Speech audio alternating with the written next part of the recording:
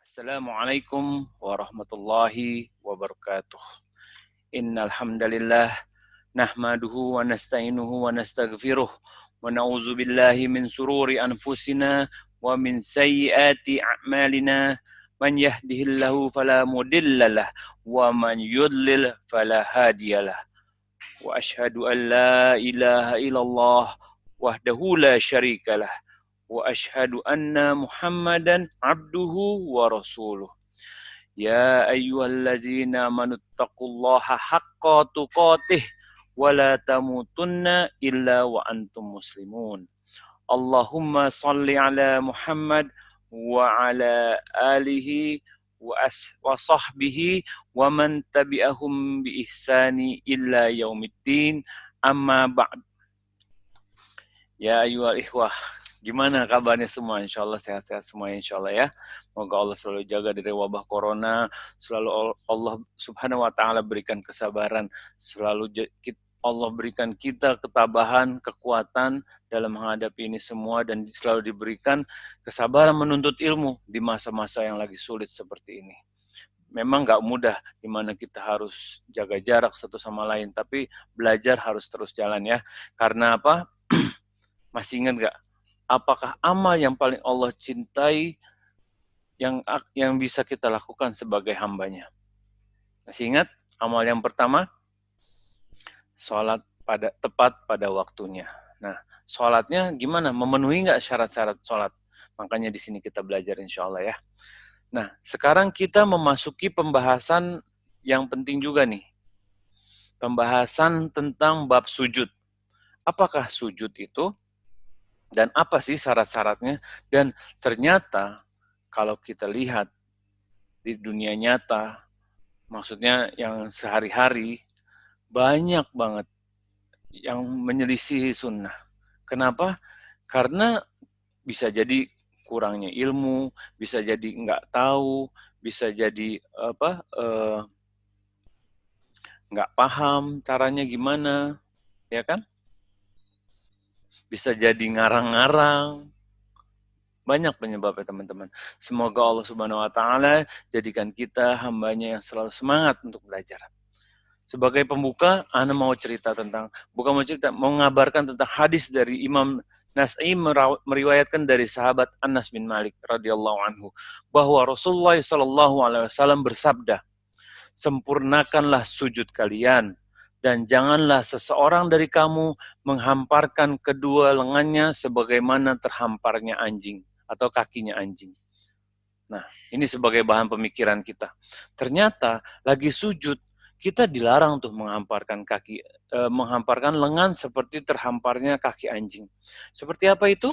Nanti kita belajar lebih dalam mengenai syarat-syarat dan larangan-larangan dalam sujud insya Allah ya. Baik, untuk sebagai pembuka, Rasyad boleh dibaca halaman 63, bab 8, sujud. 86. Suaranya nggak? Sujud. Kemudian wajib membaca takbir. Nggak kedengeran, Syad? Sujud. Belum kedengeran juga.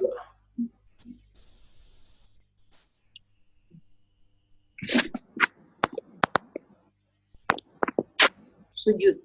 Belum kedengeran juga. Ya udah nggak apa-apa. Abi dulu yang baca ya. Rasa sambil cari tahu kenapa masa. Mungkin bisa ganti headset atau yang lain. Baik. Untuk yang ke-8, bab sujud. Ini berawal dari dari hadis Abu Hurairah radhiyallahu anhu bahwa beliau berkata bahwa dari Nabi Muhammad SAW, beliau melihat bahwa Nabi Muhammad SAW summa yukabbiru hinna yasjudu. Jadi kemudian Nabi Muhammad SAW bertakbir ketika hendak sujud. Nah, jadi sujud ini teman-teman, ketika kita mau berpindah dari berdiri menjadi menjadi sujud, kita melakukan takbir apa? Masih ingat nggak? Namanya takbir intikal, takbir perpindahan. Dan disyaratkan takbir intikal dilakukan antara rukun ke rukun yang satunya. Jadi di antaranya, jadi di antara berdiri hingga sebelum sujud ya. Jadi setelah kita i'tidal, terus kita mau sujud, di antaranya tuh jangan sampai udah sujud baru selesai baca takbirnya. Kemudian wajib membaca takbir. Nih, membacanya apa? Allahu Akbar, ya kan? Itu bacaannya. Dan terkadang Nabi Muhammad SAW mengangkat kedua tangan. Ini hadis riwayat An-Nasai, Ad-Daraqutni, dan Al-Mukhallas dalam Al-Fawaidnya dengan dua sanad yang sahih. Ya. Jadi gitu. Kalau kita mau sujud dari berdiri, jangan sampai kita udah di bawah baru kita selesai membaca takbirnya, jangan. Karena kita lagi memuji Allah. Dan jangan juga, kadang pernah nggak nemuin imam sholat membacanya Allahu Akbar, sampai di bawah tuh, dari berdiri sampai di bawah, nggak boleh kita. Sebaiknya kita tidak memanjangkan gitu, tidak ada tuntunan dari Nabi Muhammad SAW. Jadi kalau memang setiap bacaan takbir ya sama, bukannya ketika pergerakannya jauh terus bacanya jadi panjang, enggak. Jangan sampai ketika mau sujud Allahu Akbar, ntar bangun lagi Allah, digoyang-goyang gitu, enggak. Memang kalau mau sujud Allahu Akbar, bangkit dari sujud Allahu Akbar, sama semua, nggak ada bedanya ya. Jadi jangan dibeda-bedain. Nah, Rasad udah bisa?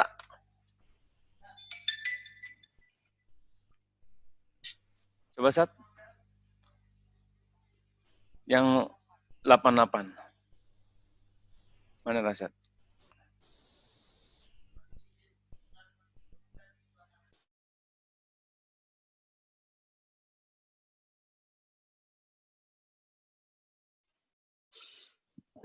Delapan. Kemudian turun sujud dengan terlebih dahulu bertumpu pada kedua tangan. Dengan meletakkan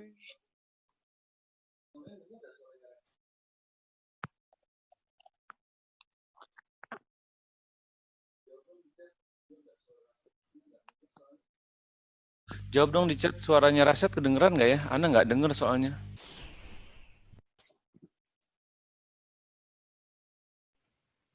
Tadi kedengeran sih, baik, Pak Ustadz. Mungkin ada yang bermasalah nih, ya nggak apa-apa deh. Kalau Rasad kedengeran ya, alhamdulillah ya. Oh, siap. Lanjut Sat, bismillah. 88. Kemudian turun sujud dengan terlebih dahulu bertumpu pada kedua tangan. Dengan meletakkan tangan terlebih dahulu sebelum lutut. Karena inilah yang telah diperintahkan oleh Rasulullah SAW. Begitu pula yang dilakukan oleh beliau. Hadis riwayat An-Nasai. Dan beliau melarang menyerupai turunnya unta, yang mana unta turun menderum dengan menggunakan kedua lututnya yang letaknya pada dua kaki depannya. Hadis riwayat Abu Daud. 89. Ketika sujud, hendaklah bersandar bertopang pada telapak tangan dan membentangkannya. Dan sujud ini adalah rukun sholat. Hadis riwayat Abu Daud dan Al-Hakim. 90.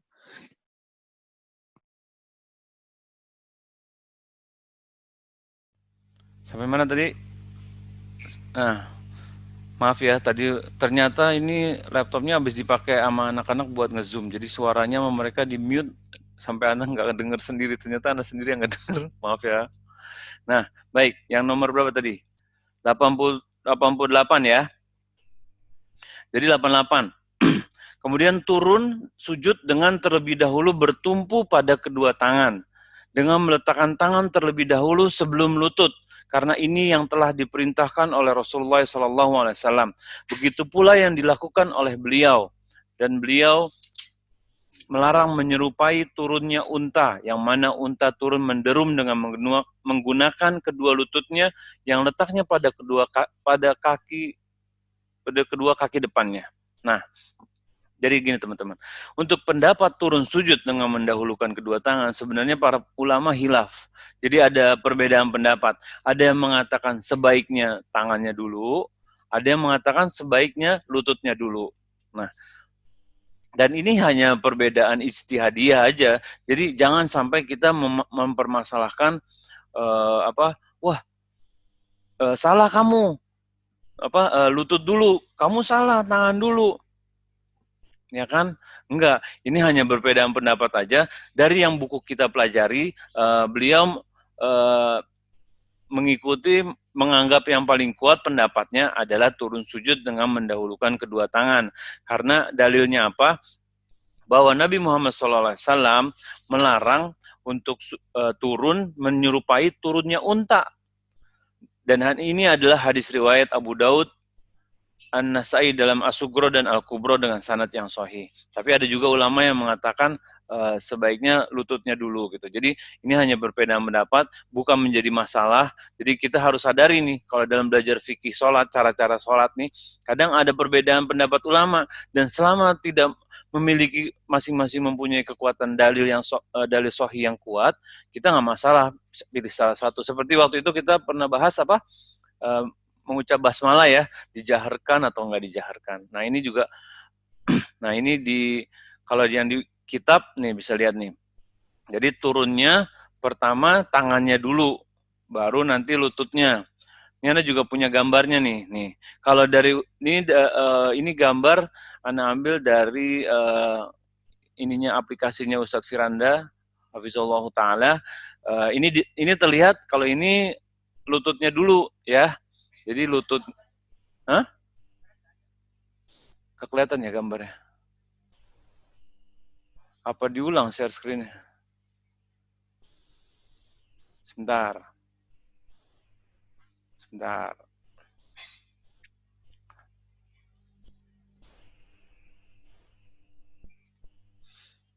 Anda belum share screen. Maaf. Nah, kelihatan ya? Udah kelihatan belum?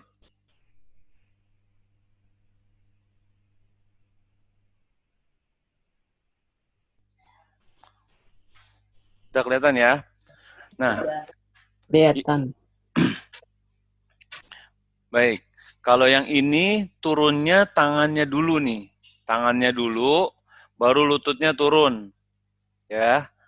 Nanti Ana ada gambar yang satunya. Nah, kalau dari aplikasinya Ustadz Firanda, ini lututnya dulu, baru tangannya.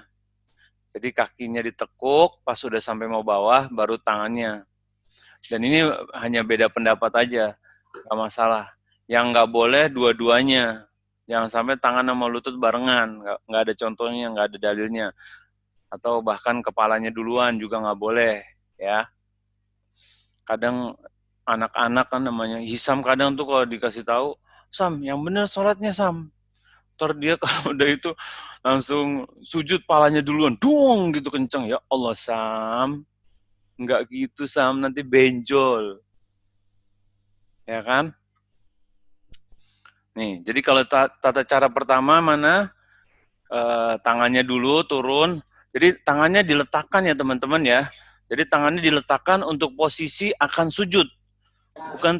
Bukan posisi untuk dipindahkan lagi. Karena kalau posisinya untuk dipindahkan lagi, jadi salah. Karena kalau misalnya kita mau sujud, tangannya udah posisi mau sujud. Jangan sampai nanti pas sudah sampai rendah bawah, tangannya digeser lagi ke samping. Jangan, itu salah. Nanti kita lihat deh. Di nomor 89, ketika sujud, hendaklah bertopang pada telapak tangan dan membentangkannya. Dan sujud ini adalah rukun sholat. Nah, sujud ini rukun sholat, teman-teman. Jadi kalau misalnya kitanya sujudnya nggak benar, atau tidak melakukan sujud, maka nggak sah. Melaku Ya, siapa itu? Di mute ya, yang lain teman-teman di mute, tolong mic-nya biar nggak ganggu yang lagi ini. Nah, jadi nih, ketika sujud hendaklah bertopang pada telapak tangan dan membentangkannya. Nih, kuncinya nih, membentangkan. Poinnya tuh letakkan, lalu bentangkan. Jadi, Jadi letakannya udah siap bentang tuh ya. Jangan dari atas, jadi pas mau turun, langsung siap posisi bentang. Jangan sampai pas di bawah baru kita buka gitu, enggak. Jadi pas kita posisi taruh, dan gimana cara ngukurnya? Cara ngukurnya sebenarnya gini nih. Nah, coba kasih lihat. Nih, misalnya kan kita takbir gini, kalau kita mau turun juga boleh tinggi segini, boleh segini, ya.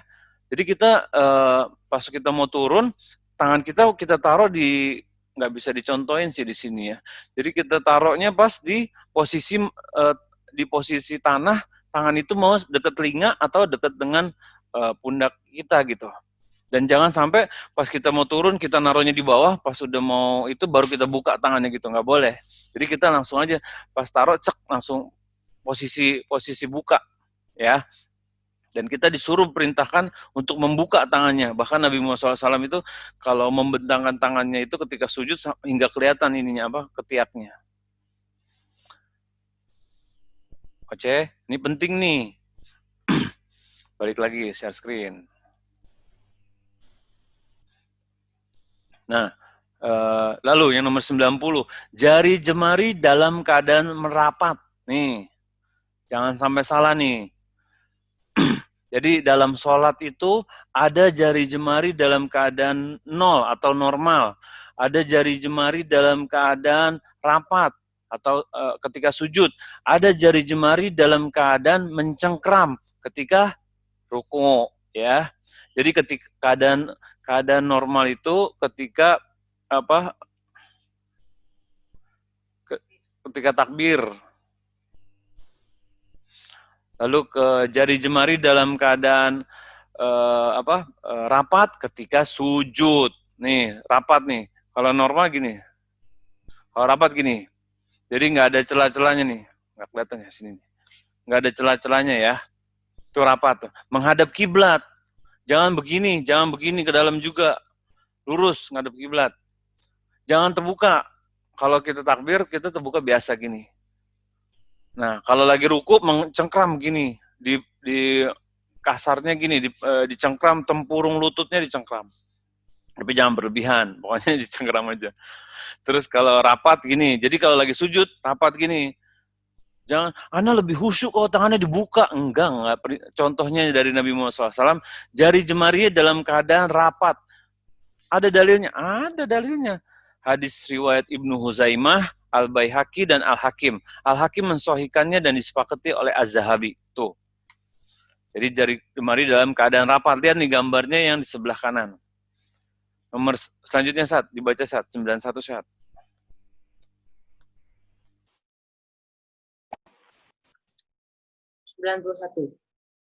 Menghadapkan jari jemari ke arah kiblat.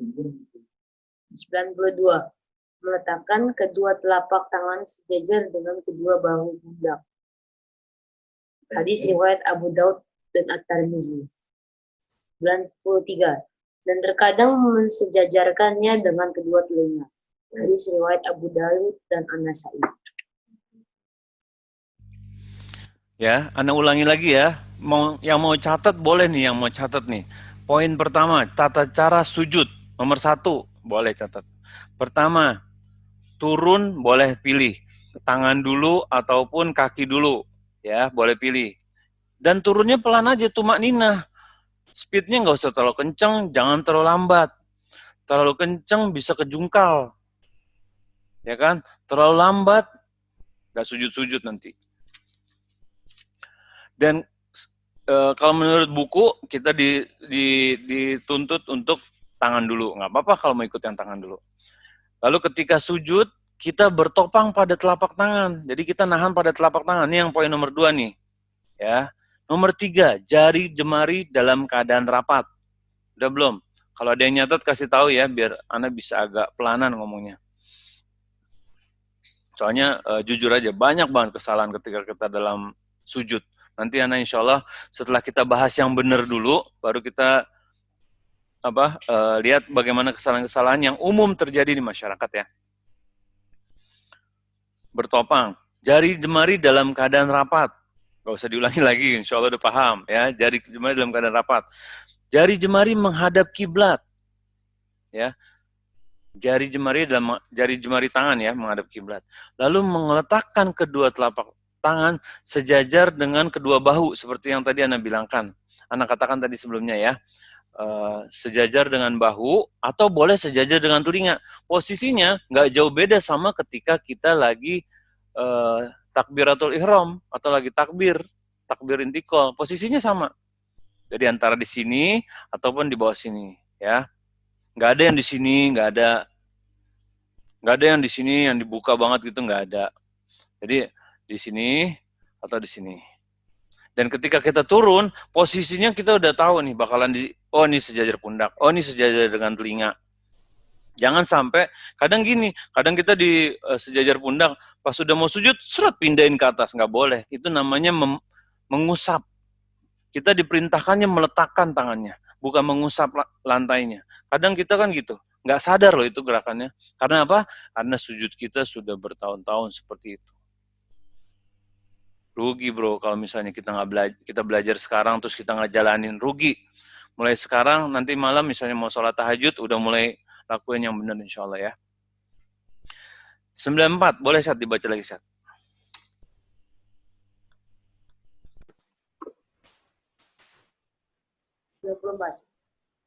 Wajib hukumnya mengangkat kedua lengan dari tanah lantai dan tidak membentangkannya di tanah seperti anjing.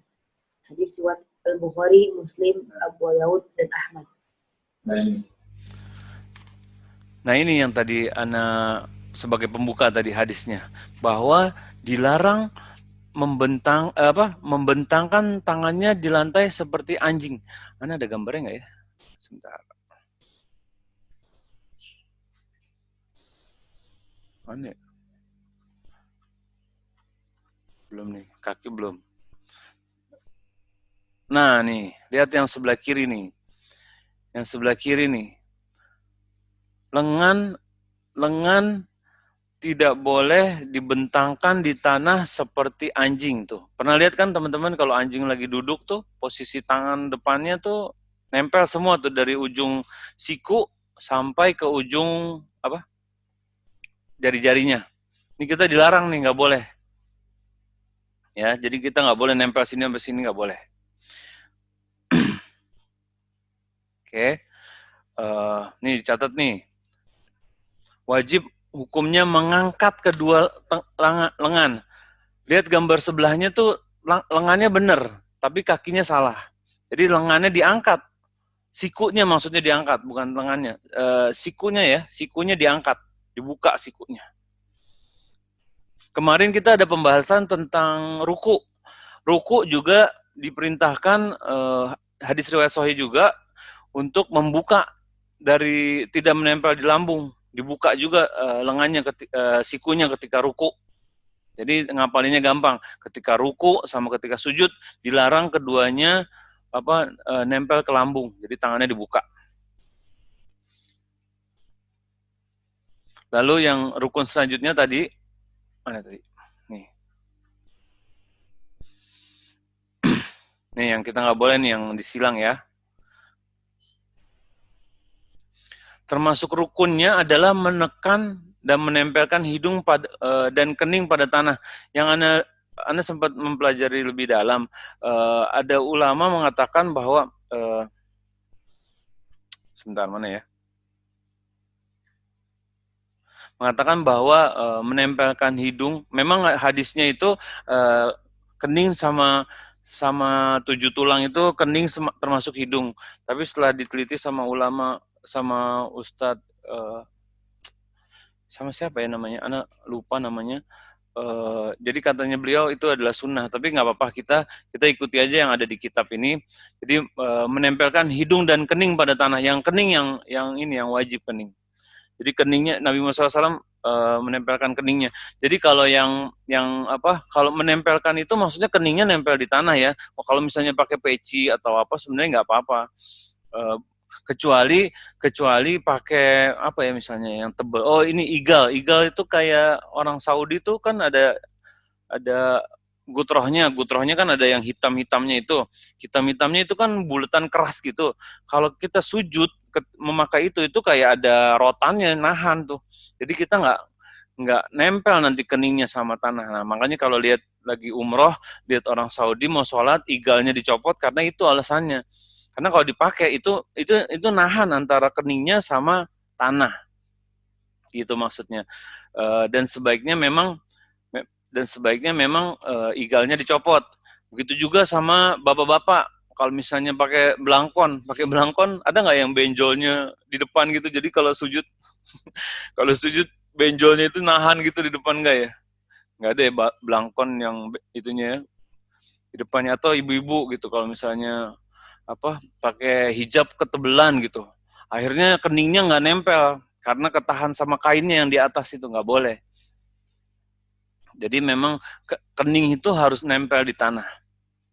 Kita juga nggak boleh menempelkan lutut.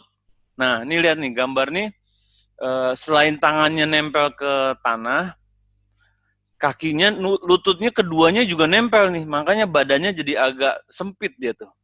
Nggak boleh.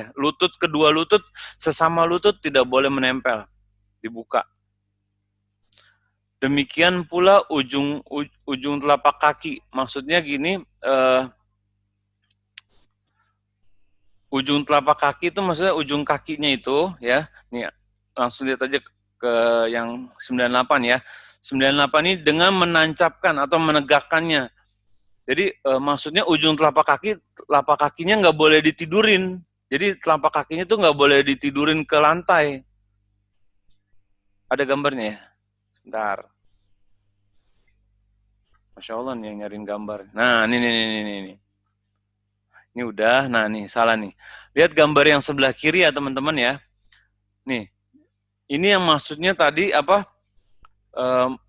dilarang menempelkan ujung-ujung telapak kaki. Maksudnya menempelnya ke tanah, nggak boleh nih. Jadi jari kaki tuh nggak boleh ditempelin tiduran begitu posisinya. Jadi kakinya tuh yang benar ditekuk. Jadi kakinya tegak, tapi ujung-ujung jarinya menghadap ke kiblat. Kakinya tegak dan ujung-ujung jarinya menghadap ke kiblat. Yang paling baik sebenarnya yang nomor 1, yang nomor 2 tidak dianjurkan. Hikmahnya apa? Karena bagi yang menggunakan sarung, mohon maaf, auratnya bisa tersingkap. Atau yang ibu-ibu atau yang ya, jadi sebaiknya kakinya ini tumitnya mata kaki nih, tumit atau mata kaki nih ya, diketemukan, ditempelkan, telapak kakinya ditempelkan, ya. Jadi pertama kita nggak boleh ditidurkan kakinya, dilosorin begitu aja, tapi diangkat, ditegakkan jari-jarinya menghadap ke kiblat ya teman-teman ya. Dan sebaiknya kakinya dirapatkan. Hikmahnya apa? Selain mengikuti sunnah, juga agar auratnya tidak tersingkap bagi yang menggunakan gamis atau menggunakan sarung. Nih, yang nomor 99 dan ini kan tumit namanya tuh. Merapatkan kedua telapak kaki, lihat gambarnya tuh yang di pojok. Baik, Sat, sebentar. Jadi ini semua ini berdasarkan apa? Berdasarkan hadis yang diriwayatkan oleh Ibnu Abbas radhiyallahu anhuma, bahwa aku diperintahkan sujud dengan 7 tulang. 7 tulangnya apa? Pertama kening, lalu sambil menunjuk hidung, ya, kening dan hidung. Lalu 2 lengan, ya, maksudnya dua tangan nih. Jadi tulang pertama kening, terus 2 tulang kedua adalah tangan kanan dan tangan kiri. Lalu 2 tulang berikutnya adalah lutut kanan dan lutut kiri, dan 2 tulang berikutnya adalah kaki, jari kanan dan jari kiri. 2 kaki ya. Jadi totalnya 7 tuh. Oke. Jadi udah paham ya. Jadi harus rukunnya tuh harus ditempelkan 7 tulang itu. Pertama kening, kedua 2 telapak tangan, 2 lutut, dan 2 kaki.